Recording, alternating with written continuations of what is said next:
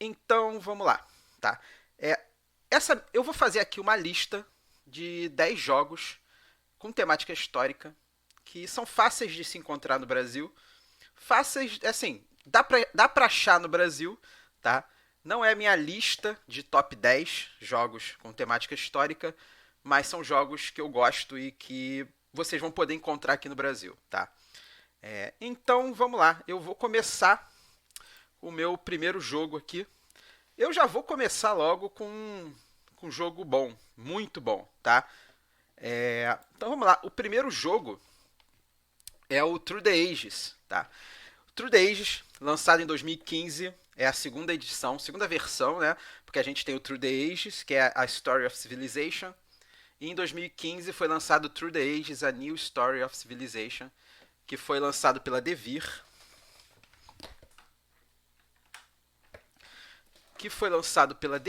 aqui no Brasil, e foi lançado lá fora em 2015. Eu não me lembro o ano que ele foi lançado aqui no Brasil. E cara, o True the Ages, ele é um jogo histórico, com temática histórica, um jogo de civilização.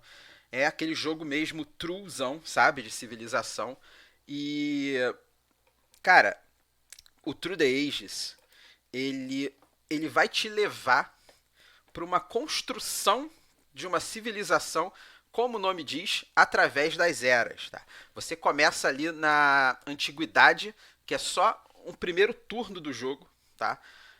Onde cada jogador ali vai pegar a sua fundação da civilização, vai pegar uns primeiros upgrades, algumas primeiras unidades militares, e isso vai ser o pontapé inicial para começar a conquista, né, a criação da sua civilização. E o jogo ele passa através das eras, a era medieval, a idade moderna, né, a idade contemporânea, e o jogo termina no que ele chama de era 4. Né? Você tem era A, era 1, 2, 3 e termina na era 4, que é quando ele fala que é o futuro, né? É o ápice ali da civilização. E, cara, é um jogo histórico, com temática histórica muito legal, porque você vê, você tem líderes da sua civilização que são figuras históricas, como a própria capa do jogo mostra, né? Que você tem Júlio César, Napoleão, William Shakespeare e Albert Einstein na capa do jogo. Mas você também encontra ali, tá? Winston Churchill, Charlie Chaplin, Michelangelo, Leonardo da Vinci, Joana d'Arc, Alexandre o Grande, Moisés, até na nossa contemporaneidade, Bill Gates. E você tem o Sid Meier do jogo Civilization, que o Vlada coloca ali como uma homenagem.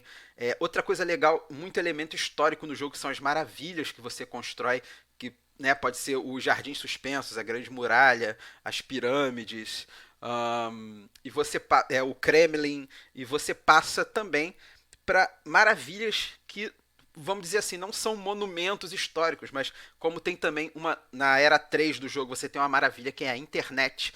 Você tem uma outra maravilha que é a rede de fast foods. Então, ele pega também elementos, digamos assim, que não são um monumento físico, um local, tá? Mas criações do homem que tomaram conta do mundo, tá? E outra coisa legal do jogo também são as formas de governo, né? Você muda também as formas de governo e eles vão influenciar, eles vão ditar como que você lida com o jogo, com as suas ações civis e as ações militares. Então, Through the Ages, A New Story of Civilization, lançado no Brasil, tem em português, pela Devir, e vale muito a pena, é um jogão, muito bom, tá? É, o, eu coloquei um chat aqui debaixo do vídeo, mas parece que não está funcionando, né? Quando eu fiz uma transmissão semana passada pelo Twitch, o chat estava funcionando. Hoje eu coloquei o chat do YouTube e eu não sei porque não está funcionando, tá? Mas eu vou responder. Eu estou conseguindo ver as mensagens e vou responder quando as mensagens vierem, tá? Então vamos lá. O meu segundo jogo é o Imperial 2030, tá? Quem me conhece, eu já falo isso em vários canais, em vários programas que eu participo. O meu jogo favorito, o meu top um jogo geral, ou jogo com temática histórica que seja, é o Imperial, tá? Esse Não o Imperial 2030, mas o Imperial normal, tá? Mas por que eu botei aqui o Imperial 2030, tá? Porque ele é fácil, você tem ele no Brasil, ele foi lançado no Brasil, tá? O Imperial 2030, que é um jogo lançado em 2009, do Mac Gertz, e foi lançado no Brasil pela Pensamento Coletivo, ainda consegue achar o jogo, tá? E por que eu botei ele ao invés do Imperial, tá? O Imperial é meu jogo favorito. Como é que é o Imperial? O Imperial é o seguinte: você tem 6 países. O Imperial Clássico, tá? Que é esse que é o Imperial Clássico. Ele se passa ali na era do imperialismo, e finalzinho do século XIX, início do XX. Ele não tem um período concreto, mas pelas notas de dinheiro que você vê, as fotografias, as imagens dos líderes desses países e até pelos próprios países, né? Que você tem 6 países. Você tem a Itália, você tem o Império Russo, então por ser o Império Russo, a gente já sabe que é pré-Primeira Guerra Mundial, não é Primeira Guerra Mundial, tá? Porque durante a Primeira Guerra Mundial rolou a Revolução Russa, então ainda é o Império Russo. Você tem o Reich alemão, você tem a Reino da Inglaterra, a República Francesa e o Império Austro-Húngaro. Se você pegar para ver o Imperial Clássico, tá? São as 6 nações que brigaram durante a Primeira Guerra Mundial, que são o... caraca, me fugiu o nome agora aqui. Que é a Tríplice Aliança e a Tríplice Entente, tá? E o Imperial 2030 é uma reimplementação do Imperial clássico, e que não é simplesmente assim num futuro, tá? O ano ali tá 2030, porque o jogo foi lançado em 2009. Mas se a gente parar bem para ver, não é o futuro com os países nada a ver, né? Como muita gente pensa que é um jogo que se passa, é o Imperial no futuro. Não, é o Imperial no presente, inclusive até um pouquinho já no passado, tá? O Imperial 2030 você também tem 6 nações e elas são as seguintes: Brasil, Rússia, Índia, China, Estados Unidos e União Europeia. Não são 6 países nada a ver, tá? Se a gente parar para pensar, você tem ali 3 blocos econômicos nesse jogo, que é os Estados Unidos, que é um bloco econômico, vamos dizer assim, único, né? É a nação mais poderosa e mais rica do mundo. Você tem a União Europeia, que é um bloco econômico muito forte. E o que resta ali no jogo? Quais são as outras 4? Brasil, Rússia, Índia e China, que há um tempo atrás formava uma sigla chamada BRIC. Hoje, esse grupo econômico desses 4 países tem um quinto país, que é a África do Sul, e forma a sigla BRICS, né? O S de South Africa. Tá? Então, não é um jogo que se passa no futuro com os países nada a ver. Né? É um jogo presente. Né? E como o Imperial é um jogo econômico, com elementos de guerra, né? A gente trata ali como um jogo que realmente retrata um pouco do presente, né? Existem esses 3 blocos econômicos, de fato, e tudo bem que o BRICS não investe, né, em exércitos e tal, mas a gente vê os Estados Unidos, sim, a União Europeia, tá? E você tem ali aquele elemento ficcional de batalha, de combate, né? Ah, a Paty está falando aqui que tá sem som. Deixa eu ver aqui. Só um momentinho, já volto. Agora sim, eu fiquei falando um pouco sozinho. Teve um pequeno problema de configuração aqui que estava sem som, mas agora tá com som, tá? Então, como eu falei, tá? Eu falei rapidamente, vou voltar um pouco aqui. Eu falei do Through the Ages, tá? Deixa eu só tirar o som aqui.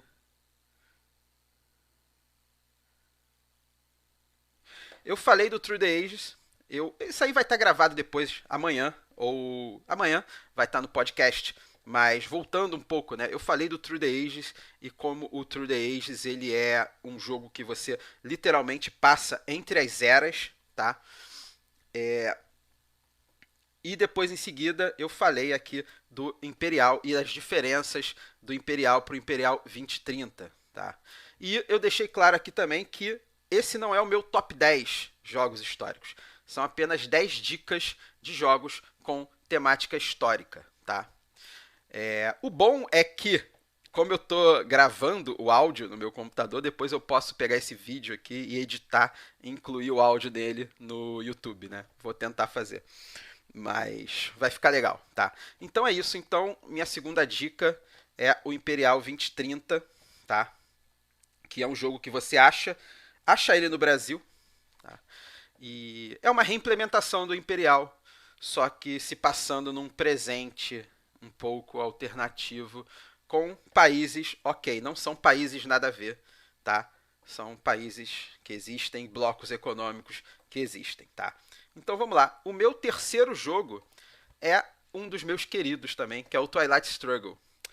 O Twilight Struggle, cara, ele é um jogo exclusivo para duas pessoas. Também tem no Brasil, você encontra ainda no Brasil. E qual é a do jogo? O Twilight Struggle, um jogo que se passa no período da Guerra Fria e ele retrata quase que fidedignamente o período da Guerra Fria inteiro. Como que é o jogo? Jogo de duas pessoas, um jogador joga com os Estados Unidos, o outro joga com a União Soviética e eles estão ali numa disputa pelo poder e é um jogo que usa cartas para você realizar as ações. E qual é a do jogo? Você começa na Early War, que é o início da guerra, que é o período ali logo depois da Segunda Guerra Mundial, quando os aliados vencem a guerra e dali surgem as duas civilizações mais potentes economicamente e militarmente do planeta, que é os Estados Unidos e a União Soviética. E o período da Guerra Fria é isso, né? Os dois países com ideologias diferentes, conflitantes, brigando para ver quem vai dominar economicamente e militarmente o mundo. E o Twilight Struggle é isso, tá? Agora, por que ele é maneiro? Por que ele é um jogo histórico maneiro para tu jogar? As cartas têm eventos que representam assim muito perfeitamente a Guerra Fria. Vou dar um exemplo. O setup inicial do jogo, no setup inicial do jogo, a gente já bota uns marcadorzinhos de influência no tabuleiro. E o jogador que joga com a União Soviética, por exemplo, ele não tem nenhuma influência na América. Eu sempre dou esse exemplo porque esse exemplo é excelente. Ele não começa com nenhuma influência na América. No continente americano, tá? Tanto América Central quanto América do Sul. Zero influência ali. E você só consegue colocar influência num país se o país estiver adjacente a um outro país que já tem uma influência sua. Ou se você fizer um realinhamento político ou der um golpe. Que são duas ações do jogo um pouco difíceis, que dependem um pouco de você jogar dado, de você ter algum bônus e algo do tipo, tá? E o que acontece no jogo? Você tem as cartas de evento, e uma das cartas de evento se chama Fidel, a carta do Fidel Castro. E o que essa carta faz? Ela te dá 3 de influência. Você retira toda a influência norte-americana você retira toda a influência dos Estados Unidos dali e coloca influência suficiente, coloca 3 de influência em Cuba. Então, o que isso representa ali no jogo, né? Em 1961, acontece a Revolução Cubana, tá? Em que você transforma o país Cuba, que está sob influência dos Estados Unidos, num país, né, sob influência socialista do exército do Fidel Castro. E você vê isso no jogo. O jogo faz isso, né? E dali, né, que começa a surgir outras revoluções pela América Central e do Sul, né, para tentar meio que diminuir ou expulsar a influência imperialista norte-americana da América. Então o jogo você faz isso no jogo, tá? Você faz isso literalmente no jogo. Então por isso que o Twilight Struggle para mim é um dos jogos históricos mais precisos historicamente, tá? Então você encontra no Brasil, ainda é fácil de achar, foi lançado na Devir, é um jogo de 2005 do Ananda Gupta e do Jason Matthews, lançado pela Devir Brasil. Jogo muito bom, que vale muito a pena você ter na tua coleção, principalmente se você jogar muito com 2 jogadores, tá? Jogão, jogão, jogão. E a versão eletrônica dele que tem na Steam também é muito boa de se jogar. O meu jogo número 4 é o Lisboa. Lisboa é um jogo que eu gosto demais. É um jogo que você joga poucas vezes, porque eu acho assim, você joga poucas vezes, porque ele é muito pesado, muito pesadão, tá, o jogo. E qual é do Lisboa, tá? O Lisboa, que foi lançado em 2017, jogo do Vital Lacerda, aqueles jogos portugueses pesadaços, tá? E foi lançado aqui no Brasil pela Mandala, que agora é Grok, não sei ainda qual é a marca que está impressa na caixa do jogo, tá? É... Sim, Paty, o Twilight Struggle, cara, joga, só joga. É um jogo maravilhoso, o Twilight Struggle. Então, vamos lá. O Lisboa, tá? Qual é a do jogo histórico do Lisboa? A gente já vê na caixa do jogo que quem já viu a caixa do jogo, tá? Você tem ali a caixa é toda azul, que parece aqueles azulejos portugueses. Quem é de família portuguesa, quem já foi a Portugal, sabe que é super tradicional em Portugal esses azulejos azuis, tá? Até quem jogou o azul também, né? E a caixa do jogo tem esse visual, tá? E qual é a do Lisboa? Em 1755, dia 1º de novembro de 1755, acontece um tsunami, tá? Um terremoto no oceano, próximo a Portugal. E esse terremoto causa um tsunami que destrói a cidade de Lisboa. E com essa destruição, né, vamos contextualizar. Não tinha eletricidade. As pessoas iluminavam as suas casas com vela e treme tudo. As velas caem e houve também um incêndio em Lisboa. A cidade queimou por dias, tá? E a capital foi toda destruída. Uma Lisboa ainda com um visual, né? Com um urbanismo um pouco medieval ainda. Não estou dizendo que Lisboa ainda era medieval nessa época, não, mas ainda com traços, né, da Lisboa antiga. E a cidade é toda destruída, tá? Toda destruída, completamente, tá? E nessa época, tá? Portugal, né? Portugal sempre foi, né, um país extremamente católico, tá? E foi no dia de Todos os Santos, dia 1º de novembro, tá? Que é é um feriado em Portugal. E lá o rei na época, né, o Dom José I, ele com ele mais o Marquês de Pombal, tá? Eles resolvem reconstruir Lisboa, tá? Após esse terremoto. E o jogo é sobre isso, é sobre a reconstrução de Portugal, reconstrução de Lisboa após o sismo de 1755, tá? E o jogo não é só isso, tá? O jogo ele tem uma parada muito maneira. Você tem que gerenciar o lixo, né? Os destroços da cidade, a retirada dos destroços e a reconstrução da cidade. A cidade que já está tendo, com essa reconstrução, essa reforma pombalina, ela tem uma reconstrução, né, da cidade nos moldes que ela é hoje, tá? Todo o modelo urbano de Lisboa que é hoje foi construído nessa época. E é um jogo que tem grande influência, a história do jogo, o tema do jogo, tem grande influência na nossa história do Brasil. Por quê? Tá? Lisboa foi reconstruída com a riqueza de Ouro Preto aqui do Brasil. Tá? A riqueza de Ouro Preto reconstruiu Lisboa depois desse terremoto. Tá? Essa catástrofe lá na capital portuguesa, que aconteceu há mais de 260 anos, teve esses efeitos bem severos na capitania de Minas Gerais. Tá? E obrigou, esse terremoto lá, ele obrigou aos moradores da região, da capitania de Minas, pagar por mais tributos, tá? Para reerguer a sede do governo. Tá? E o ouro, muito do ouro, né, de Ouro Preto, foi para Portugal para reconstruir a cidade, para reconstruir Lisboa, tá? Só um momentinho que a minha luz aqui está acabando.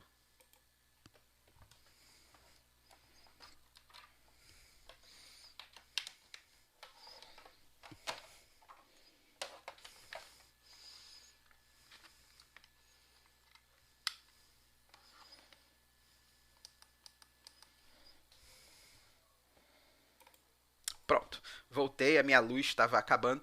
Então, muita gente fala, muita gente confunde também a questão do iluminismo, tá?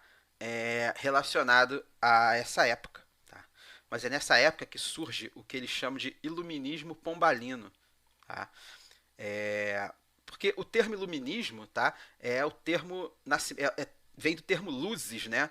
E que é o século da luz português é o século XVIII, realmente, o século onde aconteceu o terremoto. E só que é conveniente fazer a distinção entre o iluminismo joanino e o iluminismo pombalino. O iluminismo joanino, que está relacionado o iluminismo pombalino, que está relacionado ao Marquês de Pombal, que foi uma figura de extrema importância na história de Portugal e na história do Brasil, tá? Então, o iluminismo já existe mais ou menos uns 40 anos antes do terremoto de Lisboa, tá? Mas surge com esse terremoto o iluminismo pombalino, porque o Marquês de Pombal era como se fosse ali um primeiro-ministro português e que era ali um despotismo esclarecido e é, ele surge ali com essa influência do Marquês de Pombal para reconstruir, tá? A Paty está falando que não sabia nada dessa história, inclusive o que aconteceu? Vou explicar um pouco mais, vou tentar ser rápido. O Portugal, Lisboa precisava ser reconstruído e o Brasil ainda era colônia portuguesa nessa época, nem a família real tinha vindo para cá ainda. A gente está falando de 1755, a família real veio em 1808, tá? Então, Portugal precisava ser reconstruída, Lisboa precisava ser reconstruída. E Portugal já buscava ouro, já extraía ouro de Ouro Preto, tá? Que chamava Vila Rica na época. E os moradores da Vila Rica tinham que pagar tributos para rei de Portugal e para o Dom José. E esse tributo ele já era alto, tá? Quando aconteceu o terremoto de Lisboa, esse tributo aumentou. Eles tinham que pagar mais. E o engraçado é que era um tributo voluntário.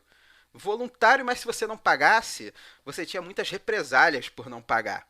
E o que isso aconteceu? As pessoas começaram. Olha só que maneiro. As pessoas começaram a perder a fé no rei de Portugal, com essa cobrança absurda de mais impostos sobre o ouro que era extraído do Brasil, tá? Não tem nada a ver com pau-brasil. Pau-brasil já não era mais explorado nessa época. Foi o ouro, de Ouro Preto, que reconstruiu Lisboa. E a população de Minas Gerais começou, da capitania de Minas, começou a perder a fé no rei de Portugal. E existe uma palavra que vem disso, vem de perder a fé, essa palavra é inconfidência.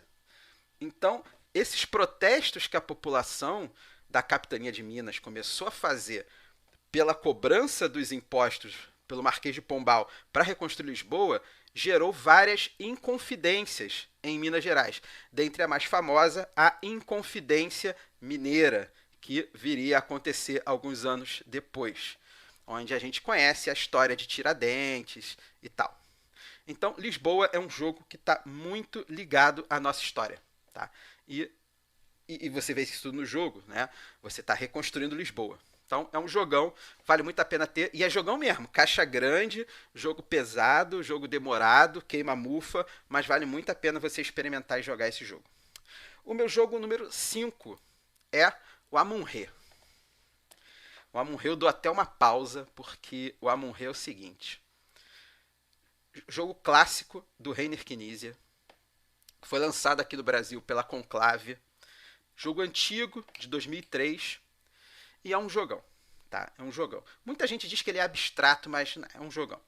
Jogo para no mínimo umas 5 pessoas, porque ele tem um certo controlezinho de área e tem leilão. E qual é a do jogo?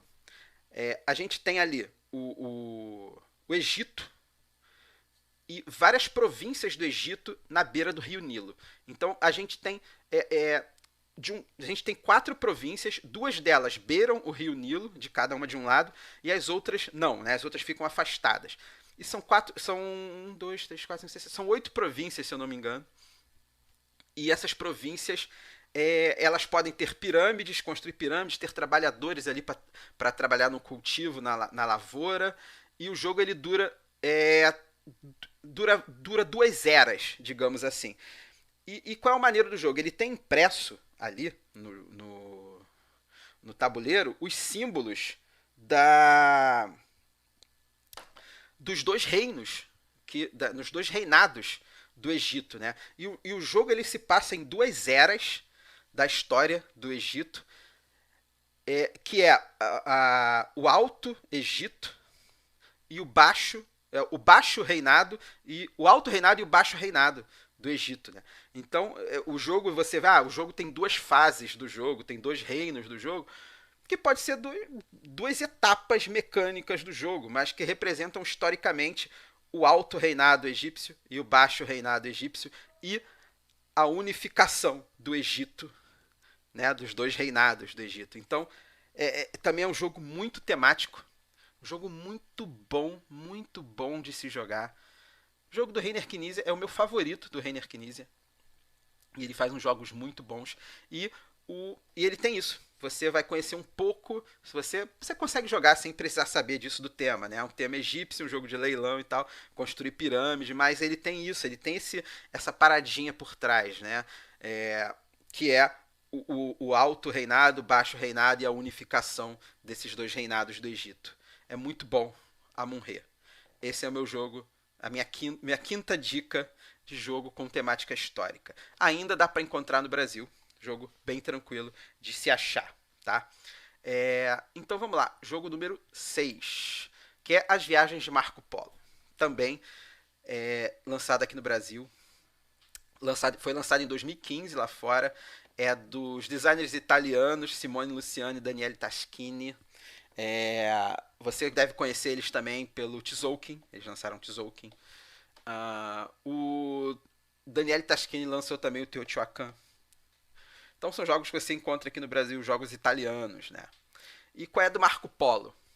Marco Polo foi um comerciante italiano, de Veneza, que ele consegue chegar na China, né? E entra em contato com os cães, né, da Mongólia, e ele consegue traçar uma rota de comércio entre a Europa e o Extremo Oriente. Então o jogo ele tem muito disso. Você vai jogar o Marco Polo. Muita gente rola essa polêmica de o jogo se chama As Viagens de Marco Polo, mas você consegue jogar ele sem viajar. Mentira, não dá.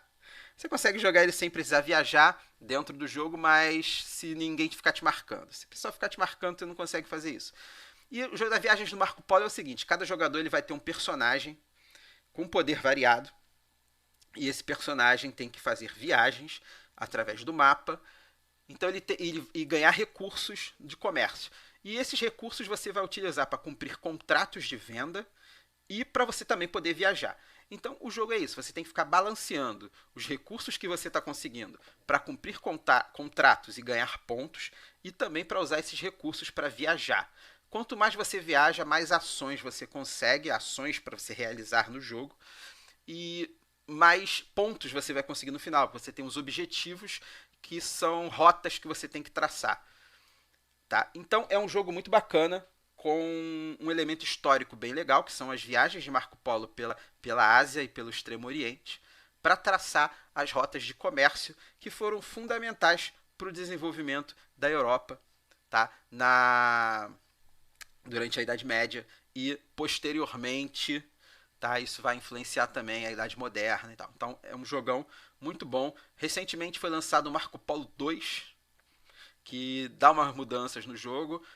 Eu ainda não tive a oportunidade de jogar o Marco Polo 2, mas galera que eu conheço que já jogou falou que não substitui essencialmente o primeiro, tá? Então acho que dá para ter os dois na coleção. E se eu não me engano, a Devir também vai lançar, ou já lançou, o Marco Polo 2 no Brasil. Então espero aí conhecer em breve o Marco Polo 2 com o lançamento dele no Brasil. Tá? Então é um jogão também, Marco Polo, vale a pena você conhecer. Jogo de dado, né? Os jogos dos italianos sempre tem dados, sempre tem uma forma diferente de alocação de trabalhador, né? O Tzolk'in, ele não tem dados, mas você tem aquela engrenagem. Desculpa, então você vê né, dos jogos italianos, você tem o Marco Polo, que ele tem dados, e o Teotihuacan também. Você tem outros que é o Lorenzo Magnífico também tem dados para você usar, como alocação de trabalhadores. Enfim, é um jogo muito bom para você conhecer. Então vamos lá para o jogo 7, que é o Endeavor.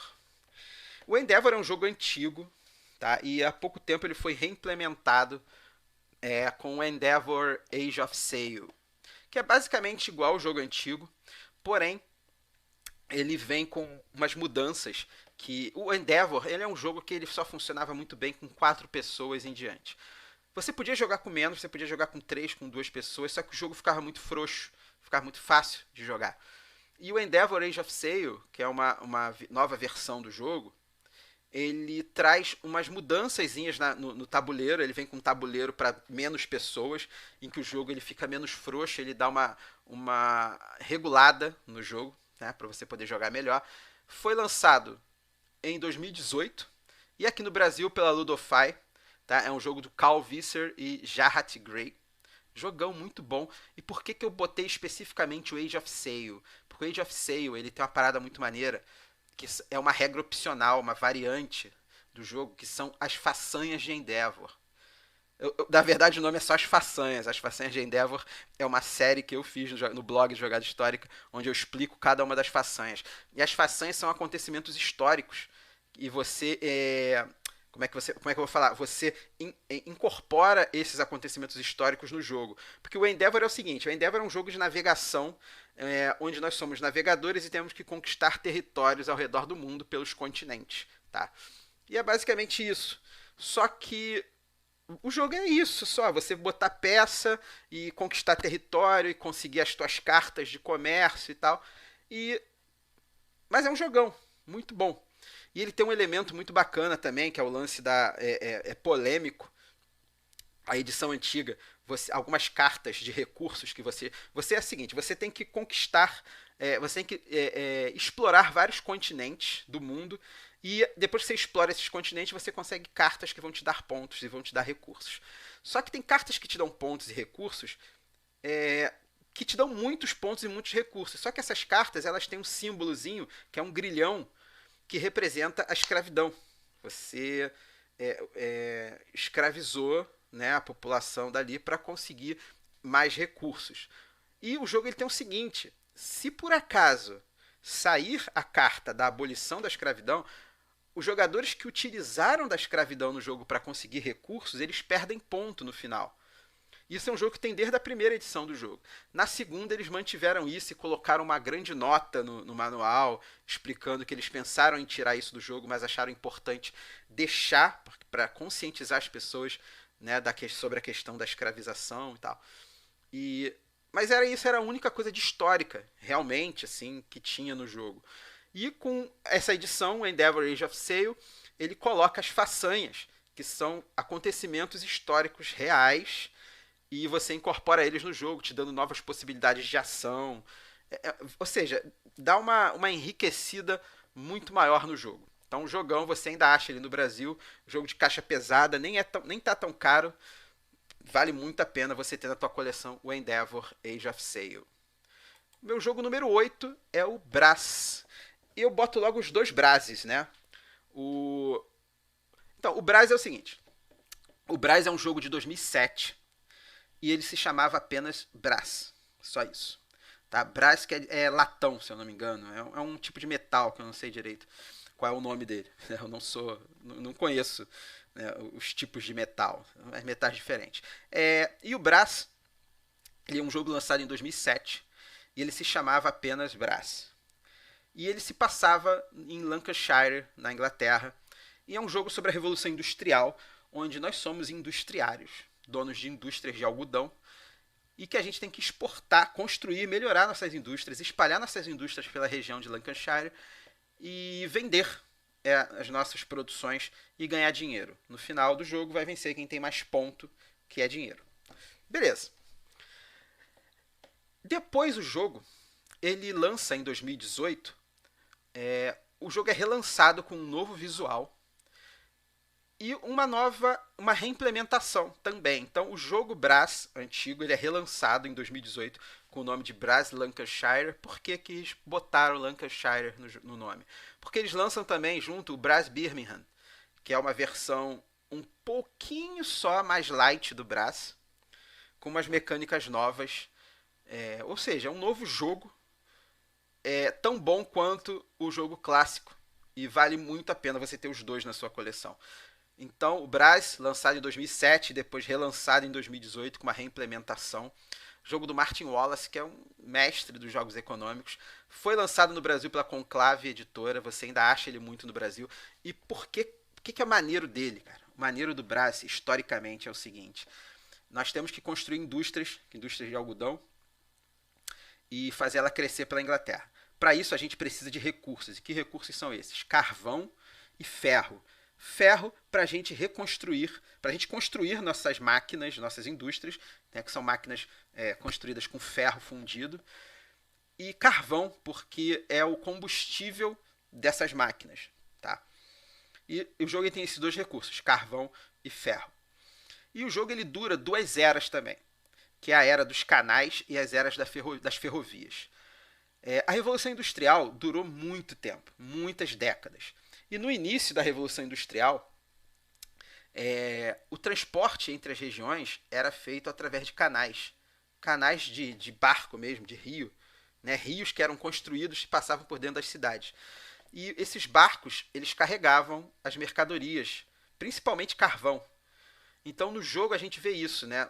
Para quem já jogou o Brás, deve estar pegando um pouco do que eu estou falando, porque o Brás você pode usar os carvões, as minas de carvão que são construídas no jogo, só que você só pode usar se você tiver uma rota, tá? Entre a mina e o local onde você quer construir. Por quê? Porque o carvão era muito carvão que era consumido e ele precisava ser transportado de alguma forma, e ele era transportado através dessas estradas, digamos assim, desses canais. O ferro não, o ferro podia chegar, podia demorar o tempo que fosse para chegar, porque ele não era, a demanda por ferro na época não era tanta quanto era pelo carvão. Tá? O carvão era o combustível. Você precisava do carvão para poder fazer as máquinas funcionarem. E o ferro não. Então, no jogo, a gente vê essa diferença. O ferro você consegue pegar de qualquer lugar, você não precisa ter uma fundição ligada a uma fábrica onde você vai construir. Mas o carvão, sim, você precisa ter essa ligação, porque na época o carvão era transportado apenas pelos canais. Apenas pelos canais. E o jogo, né, a segunda era do jogo, que é a era das ferrovias, que é com a construção, o aperfeiçoamento das máquinas, as ferrovias passam a ser construídas. E elas levam uma agilidade no transporte do carvão. Então, isso é o básico do Brás. O Brás Birmingham, ele tem tudo isso e ele tem alguns elementos a mais, tá? Ele tem as olarias, né, que produzem materiais de cerâmica, e ele tem um elemento muito maneiro que é o seguinte, que é a cerveja. Ele é um recurso que ele tem, que é a cerveja. Para você exportar os seus produtos para o mercado externo, você tem que consumir cerveja. Por quê? Nessa época, a poluição era imensa na Inglaterra. E a água era muito poluída. Isso, para você fazer cerveja, você utiliza água, só que a água tem que estar pura. Então era o único líquido que estava nitidamente puro ali, confiavelmente puro, era a cerveja. Tá? Mas não é só por causa disso. Não é só isso que tem de histórico no jogo. As pessoas vinham, os comerciantes vinham para Birmingham, atraídos a fazer comércio com os produtos que eram exportados de Birmingham, e a cerveja atraía esses potenciais compradores, tá? Então ele consegue colocar esse elemento também muito bom no jogo, esse elemento histórico que é pequenininho, mas de extrema importância no jogo. Então, jogão, o Brás, tanto o Lancashire quanto o Birmingham, fácil de achar no Brasil, tá? É isso aí, boa dica essa do Brás. O próximo jogo, número 9, é o Prehistory. por muito tempo, é, o jogo de pré-história favorito pra mim era o Stone Age. E há pouco tempo eu conheci, há pouco tempo não, ano passado, no Diversão Offline do ano passado, a MeepleBR, o pessoal da MeepleBR, me apresentou o Prehistory. Eu joguei, é, eu joguei e gostei do jogo. Só que eu joguei um jogo rápido ali, tá? E esse ano, agora em abril, eu ganhei de aniversário. Minha namorada me deu de aniversário Prehistory e a gente jogou e eu gostei demais. É um jogo que representa muito bem a Idade da Pedra, né? A idade, o período ali da Idade da Pedra. Porque era uma época, tá? Em que o homem estava ainda, como é que eu vou dizer, tentando resolver o problema de escassez de comida, né? Como é que a gente fazia, né? O que o ser humano fazia nessa época? Você tinha a tua tribo, teu grupo ali, o pessoal ficava assentado em algum lugar e consumia todos os produtos da região, né? A gente não conhecia ainda a agricultura. Então a gente consumia todos os produtos da região e quando aquele produto acabava, né, quando a comida ali, quando os recursos acabavam ali, a gente, é, o ser humano ele saía dali e viajava para outro lugar, tá? Então, é, e não só esse elemento da comida, né, tem no jogo, que tem, tá? É, você tem a questão da religião, da pintura rupestre. Então você tem toda a cultura que a Idade da Pedra deixa pra gente hoje. Você tem ele representado no jogo. Como é que funciona o jogo? O jogo ele dura ele tem 4 estações, tá? Cada rodada do jogo são as 4 estações. Então você tem a rodada em que você prepara os recursos que você vai querer, depois você realiza as ações no verão, no outono, depois você realiza as ações no verão, se eu não me engano, e no outono você viaja. Então o jogo ele começa na primavera, que é quando você recebe os recursos. A primavera é meio que um setup para a rodada, né, onde você recebe os recursos. Depois você tem o verão. O verão é onde você realiza as coisas, tá? Não, desculpa, tem a primavera, que é a preparação da rodada. Depois você tem o verão, tá? Que é quando você realiza as ações. É, você tem o outono, depois o inverno. Então o jogo cada rodada são as 4 estações e você tem tudo ali representado. Você tem a colheita, você tem o cara que vai lá fazer as pinturas rupestres para registrar a história, você tem a religião, você tem a pesca, você tem a caça, você tem a colheita. Todos esses elementos importantes na pré-história você encontra no jogo. E no outono é a tua hora de viajar no jogo, tá? Que é quando você aumenta a expansão do tua tribo pelos arredores, onde você vai conhecer os arredores do jogo. E o tabuleiro principal do jogo, ele é um hexágono grandão, né, onde tem todos ali os espaços de ação do jogo. E você tem um segundo tabuleiro, que é o tabuleiro da viagem, que são vários hexágonos pequenininhos. E o hexágono inicial desse tabuleiro grande, que é o tabuleiro onde você faz as viagens, o hexágono inicial, onde você bota seus bonequinhos que vão viajar ali, ele é uma miniatura do hexágono grandão onde você realiza as ações, né? Então, você realiza as ações ali no espaço grandão e no final da rodada você pode viajar para conseguir mais recursos e espalhar a sua população. Então, hoje, o meu jogo favorito sobre pré-história é o Prehistory, né? O Stone Age é um clássico, mas vai ficar um pouquinho de lado, tá? O lançamento é recente, 2018, foi lançado esse ano, 2020, pela MeepleBR, e é um jogo do Attila Zog. Eu não sei falar o nome dele. É um nome muito complicado, Zog, é S-Z-O-G-Y-I, e é aquele O com trema, que eu não sei pronunciar. Quem souber aí, me corrija. E é um jogão. Prehistory, você acha fácil o lançamento recente esse ano da MeepleBR. Jogo muito bom, muito bom. É um jogo que eu joguei só com 2 pessoas, porque, né, a gente está em isolamento. Mas eu tô doido para jogar ele com mais pessoas. E por último, meu último jogo é o querido Teotihuacan. Tá? Eu não podia deixar de fora né, a história da América. Né? E o Teotihuacan é uma cidade que fica no México. Né? E o jogo Teotihuacan também é do Daniele Taschini, do mesmo lá que eu falei, do Marco Polo. Lançado em 2018 e lançado aqui no Brasil ano passado pela Bucaneiros. Bucaneiros Jogos, que até tem um review do jogo, né? Mandaram um jogo pra gente.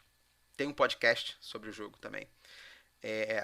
E, cara, o Teotihuacan, ele é um jogo porque ele mecânicas e elementos que eu adoro, que é o rondel. O tabuleiro inteiro dele é um rondel.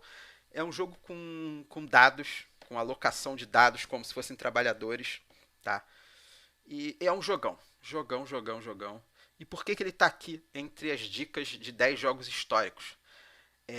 Porque a cidade de Teotihuacan é grandiosa, realmente, como o jogo mostra para você. Tá? O Teotihuacan impressiona até hoje arqueólogos e antropólogos pela complexidade urbana da cidade. É realmente uma grande cidade. No jogo a gente constrói uma pirâmide principal, mas Teotihuacan tinha várias pirâmides. Ele tinha uma grande avenida que era chamada Avenida dos Mortos, tá? E isso tem representado no jogo também.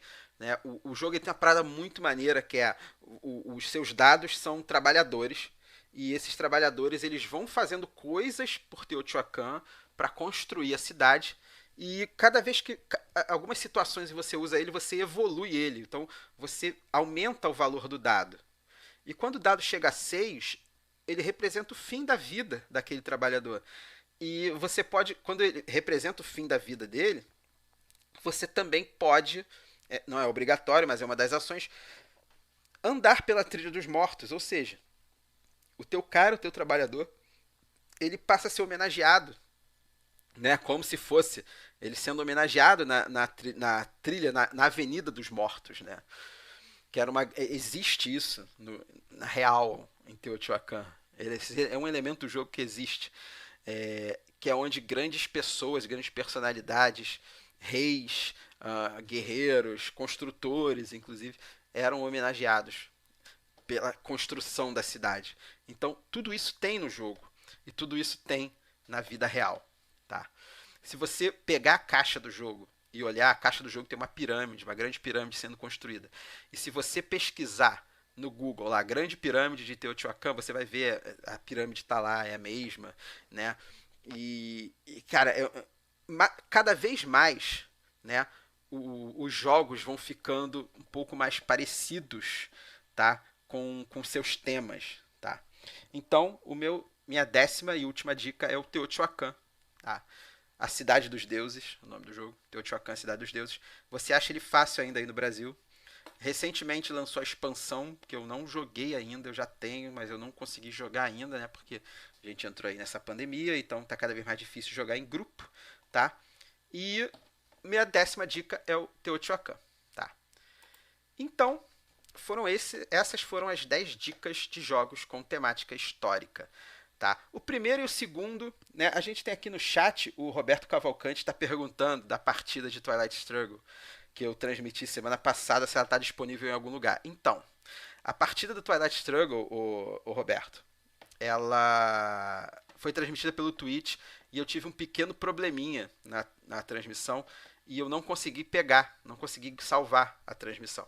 Então eu devo fazer uma próxima partida novamente. Não sei se vai ser com o Zombie. Se ele topar fazer de novo, eu faço, mas pode ser com outra pessoa. Não sei, vou ainda conversar com ele, mas eu não consegui recuperar a partida. E essa live de hoje ela teve um pequeno probleminha com o meu microfone e acho que os 2 primeiros jogos, né, eles saíram sem som, né? Então a transmissão ficou um pouco no início sem som, mas esse vídeo depois eu vou subir ele de volta para o YouTube, que eu estou gravando o áudio no microfone direto, porque esse programa ele vai ser o podcast da semana e eu vou editar, vou incluir o áudio no início desse vídeo para todo mundo poder ouvir, né? Para ficar o vídeo bonitinho depois no YouTube, tá? Então, esse não foi o meu top 10, tá? Não foi meu top 10 jogos históricos. Eu posso fazer ainda, foram apenas 10 dicas de jogos históricos se você quiser conhecer e disponíveis no Brasil, tá? Obrigado, Patrícia. Eu bolei, fiz com carinho essa lista aí pra galera, tá? Então é isso. Quem não segue ainda o Jogada Histórica no Instagram, segue lá, tá? É @jogada histórica. Quem não assinou ainda o canal no YouTube, assina aí, passa pros amigos, tá? Pra assinar. E então é isso. Esse programa amanhã vai estar disponível no Spotify e na sua qualquer outra plataforma de podcast que você tenha, tá? Vai estar disponível também na seção de podcast lá da Ludopedia. E muito obrigado por quem tirou um tempinho aí pra assistir. Tá rolando tanta live hoje, né? Até falei com alguém, não me lembro. Pô, cara, toda quinta às 8 horas tem live. Eu falei, opa, minha às 9. Mas muito obrigado por quem ficou aí pra assistir. E até mais. Obrigado. Valeu.